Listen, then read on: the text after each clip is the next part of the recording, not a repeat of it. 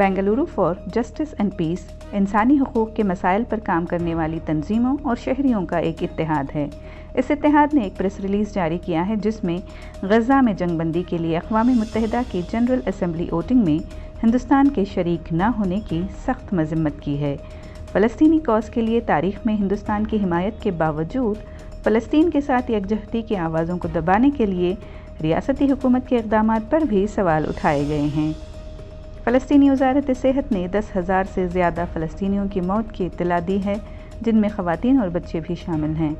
ये तंजीम इसराइल पर इंसानी हमदर्दी के क़वानीन की ख़िलाफ़ वर्जी का इल्ज़ाम आयद करती है, जिसे बैनुल अक़वामी क़ानून में नस्ल कुशी कहा जाता है, और यही वजह है कि कई ममालिक ने इसराइल के साथ सफ़ारती ताल्लुक़ात मुनक़ता कर लिए हैं। Bengaluru for justice and peace Karnataka में भी एहतजाज पर पुलिस और रियासती हुकूमत की रोक टोक की सख्त मज़म्मत करता है। ये इत्तेहाद मरकज़ी हुकूमत से मुतालबा करता है कि फ़ौरी तौर पर जंगबंदी करने और गज़ा के मकीनों को इमदाद फ़राहम करने में ताआवुन करें, साथ ही ज़ख्मी मरीज़ों तक तिब्बी सहूलियात महफूज तरीक़े से पहुँचाने को यकीनी बनाएँ। फ़लस्तीन पर इसराइल के कब्ज़े को ख़त्म करने के लिए अक़वाम मुत्तहिदा की किसी भी कोशिश की हिमायत का भी मुतालबा किया गया है। इधर कर्नाटक हुकूमत से मुतालबा है कि पुलिस शहरियों को आज़ादी इजहार का हक़ दे और अमन व अमान को बरकरार रखने के लिए मुज़ाहिरीन के साथ ताआवुन करे। मुज़ाहिरीन के ख़िलाफ़ दर्ज तमाम FIRs को भी वापस लेने की दरख्वास्त की गई है। या तो हम ये मान लें कि हम विश्वगुरु हैं और जो हम चाहते हैं और जो हम कहते हैं वो हो। अगर हम ये चाहते हैं कि वहाँ पर हिंसा बंद हो जाए तो हमें ये स्पष्ट तरीके से स्पष्ट भाषा में कहना था UNGA में, जो हमने नहीं किया। हमारे जो साथी मुल्क हैं बर्रे सगीर में, लंका ने वोट डाला, नेपाल ने वोट डाला, भूटान ने भी वोट डाला। सिर्फ हिंदुस्तान ने कहा कि हम इस मुद्दे पर, इस भाषा पर हम वोट नहीं डाल सकते। अगर आपको तकलीफ़ है भाषा से तो आप भाषा को बदल दीजिए। अगर हम में इतनी क्षमता है कि हम UNGA से कह सके और गैर मुल्की लोगों लीडरां से कह सके कि भाषा को इसमें बदलना है तो बदल दें। अगर नहीं कर सकते हैं तो मेरा ये मानना है कि हमें फिर ये ढंडोरा पीटना नहीं चाहिए कि हम ये हैं, वो हैं, विश्वगुरु हैं वगैरह। ये ऐसा हो चुका है भारत में कि जो भी राज्य हो, जो भी प्रांत हो, जो भी पार्टी हो जिसकी सरकार चले, ये जो एक फंडामेंटल राइट है नागरिक का कि वो शांतिपूर्वक इकट्ठा होकर प्रोटेस्ट करें, ये बिल्कुल ही बंद हो चुका है। दो वजह से। एक तो ये कि हमको हर शहर में ढकेला जाता है कुछ ऐसी जगहों पर जहाँ पर प्रोटेस्ट हो सके। दूसरा ये कि अब ये हुआ है कि वो जगहों पर भी हम इकट्ठा नहीं हो सकते।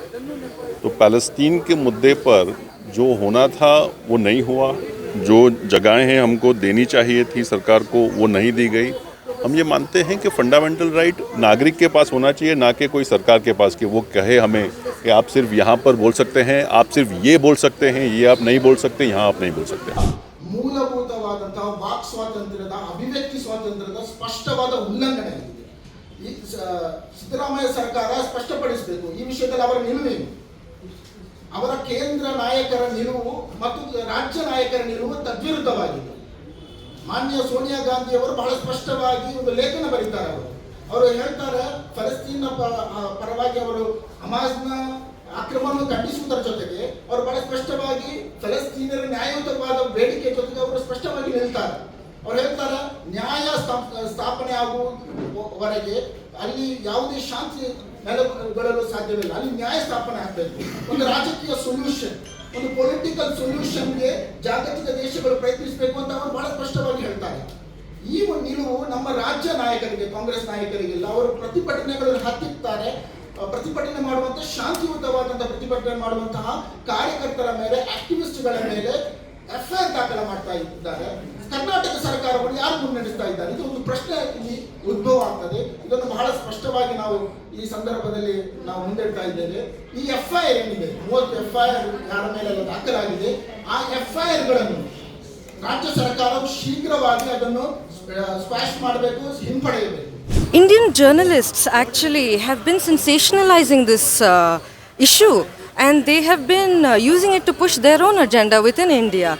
They have spread so much misinformation since the beginning of this attack about the issue in Palestine, and they have largely, to be honest, the mainstream media has largely been in support of Israel, which is also something I find quite shocking here, considering the history of our country. How since the time, even Mahatma Gandhi was in favor of peace for Palestinians and freedom of Palestinians, Nehru to Manmohan Singh, we have all been in support of the Palestinian state. So I just find it quite shocking that all of a sudden it's shifted opposite. And I would like to say that journalists in India should be more mindful while reporting on this issue, and to not sensationalize it, to not make it a religious issue. This is genocide. As plain as day, it's genocide.